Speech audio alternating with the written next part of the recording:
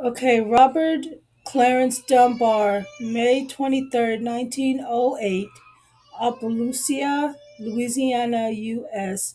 Disappeared August 23rd, 1912, at age 4, St. Landry Parish, Louisiana. His status is missing for 112 years, 6 months, and 11 days. He is presumed dead. I would think so. And then I guess Bruce Anderson, um, because he has a big part in this. Born Charles Bruce Anderson in 1908, died March 8th, 1966, age 58. Other names: Bobby Dunbar, Robert Clarence Dunbar Sr., known for being mistaken for Bobby Dunbar. Spouse: wow. Here he had four children. So I wonder, did he ever go back to his biological mom?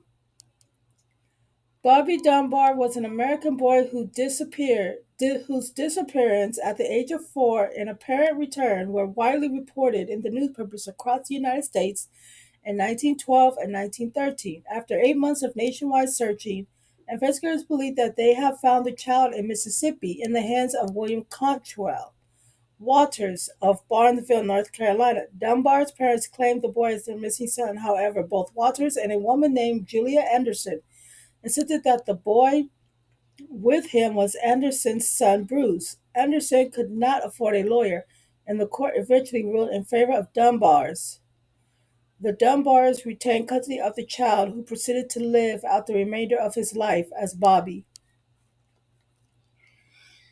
The Dunbars should be ashamed of themselves. But honestly, they're grieving, and they said maybe this boy could be our son. Grief does make you do a lot of wacky stuff, but they should be ashamed. In 2004, DNA profiling established in retrospect that the boy found with Walters and returned to the Dunbars as Bobby had not been a blood relative of the Dunbar family. This makes most believe that the boy was in fact Bruce Anderson and had been wrongly identified as Dunbar parents. Julia Anderson had no means to contest the Dunbar's decision, but always maintained the child was her son. However, this does not solve what happened to the true Bobby Dunbar, who is presumed dead. Robert Clarence Bobby Dunbar was the first son born to Leslie and Percy Dunbar of Absolute, Louisiana. He was born May 23rd, 1908, and in August 1912, the Dunbars took a fishing trip to Swazi Lake in St. Landry Parish, Louisiana. On August 28th, while on the trip, Bobby disappeared. After an 8 month search, authorities located William Contrell, who worked as an itinerant handyman specializing in the tuning and repairing of pianos and organs. Waters had been traveling through Mississippi with a boy who appeared to match the description of Bobby Dunbar. Waters claimed that the boy was actually Charles Bruce Anderson, generally referred to as Bruce, the son of a woman who worked for his family. He said that the boy's mother was named Julia Anderson and that she had willingly granted him custody. Anderson would later confirm this. Nevertheless, Waters was arrested and authorities sent for the Dunbars to come to Mississippi to attempt to identify the boy. Newspaper accounts differ with regard to the initial reaction between the boy and Leslie Dunbar. While one account indicated that the boy merely shouted "Mother" upon seeing her, and the two then embraced, another said only the boy cried and quoted Leslie Dunbar as saying she was unsure whether he was her son. Other newspaper accounts quoted both the Dunbars as initially stating doubts as to the boy's identity. There were similar contradictions in newspaper accounts as the boy's first sighting of the Dunbar's younger son Alonzo, with one newspaper claiming that the boy recognized Alonzo instantly, called him by name, and kissed him, with another saying the boy showed no sign of recognizing Alonzo. The next day, after bathing the boy, Leslie Dunbar said she positively identified his moles and scars and was then certain that he was her son. The boy returned to Appalachia with the Dunbars to a parade with much fanfare celebrating the homecoming. Shortly thereafter, Julia Anderson of North Carolina arrived to support Walter's contention, and the boy was in fact her son Bruce Anderson, was unmarried and worked as a field hand for Walter's family. She said that she had allowed Walters to take her son only for what was supposed to be a 2-day trip to visit one of Walter's relatives. She further asserted that she had not consisted with Walters to take her son for more than a few days. According to the newspaper accounts, Anderson was presented with 5 different boys who were the same approximate age as her son, including the boy who had been claimed by the Dunbars. When the boy in question was presented, he reportedly gave no indication that he recognized her. She asked whether he was the boy recovered, but was given an answer and finally declared that she was unsure. Upon seeing the boy again the next day when she was allowed to undress him, she indicated a stronger certainty that the boy was indeed her son Bruce. However, word had already spread about the failure of possibly identifying him on the first attempt. This, combined with the fact that newspapers questioned her moral character in having had 3 children, the other 2 deceased by that point out of wedlock, led to Anderson's claim being dismissed.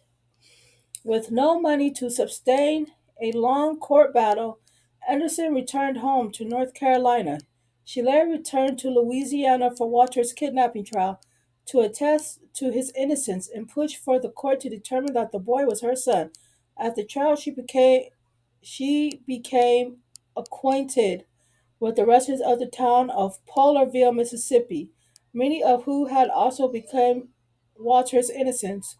William and the boy had spent quite a bit of time in Polarville during the travels, and the community there had come to know them well, with a number of them asserting that they had seen Walters with the boy prior to the disappearance of Bobby Dunbar.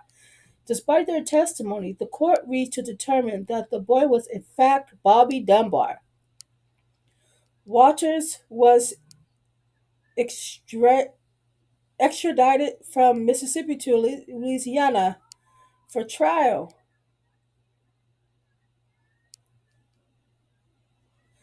Walters was convicted of kidnapping, while the boy remained in the custody of the Dunbar family and lived out the remainder of his life as Bobby Dunbar. Walters served 2 years in prison for his conviction was overturned on appeal. The state decided to not to retry him, and he was released.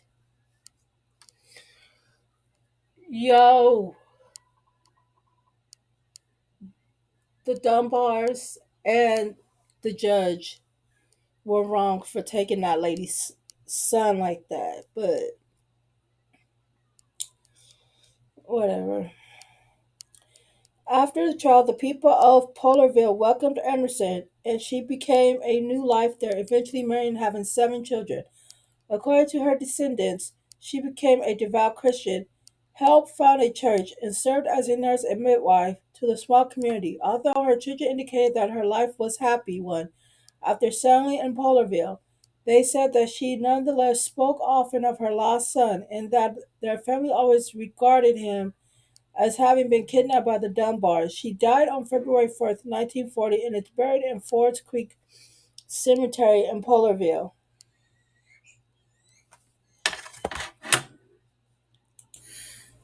2008, one of Anderson's sons, Hollis, recounted the story for the American Life that in 1944, Bobby Dunbar slash Bruce Anderson visited him at his place of business where they talked. Hollis' sister, Julius, has recounted a similar experience, wherein a man who she believes to happened, Dunbar came to the service station where she worked and talked to her for an extended period. The Dunbar family also has a similar story as told by Bobby Dunbar's son Gerald.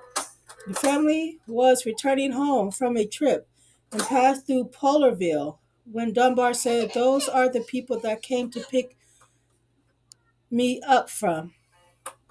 After Walters had served 2 years his prisons for kidnapping, his attorney was successful in appealing the conviction and it was overturned by the Louisiana Supreme Court. Walters was then granted the right to a new trial, citing the excessive cost of the first trial. Prosecutors in Opelousas declined to try him again and instead released him. After his release from custody, Walters resumed an internet lifestyle. Walters died on April 7, 1945, and was buried in Pablo, Colorado, beside his wife. The grandchildren of Walter's brother reported that during their childhood he typically visited their grandfather a few times per year, and that during these visits Walters also maintained his innocence regarding the kidnapping charge. The boy, raised as Bobby Dunbar, married, had 4 children of his own, died on March 8, 1966. He was buried in Bellevue Memorial Park in Absolutia, Louisiana. His widow died in 1994 and was interred next to her husband. There is a lot going on. Oh my gosh. March 2008, Public Radio International's The American Life featured The Ghost of Bobby Dunbar, a radio documentary about the investigation case by Margaret Dunbar Cartwright. She expressed her own opinion that the real Bobby Dunbar most likely fell into Swissy Lake during the fishing trip and was eaten by an alligator. She revealed that the results of her investigation had brought joy to Julie Anderson's family as vindication of her claims, as well as to William Walters' family as an exoneration for the kidnapping accusation against him.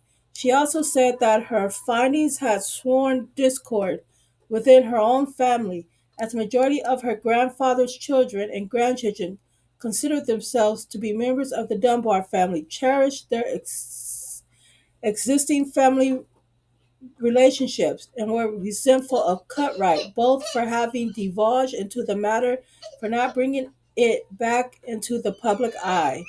Well, why not?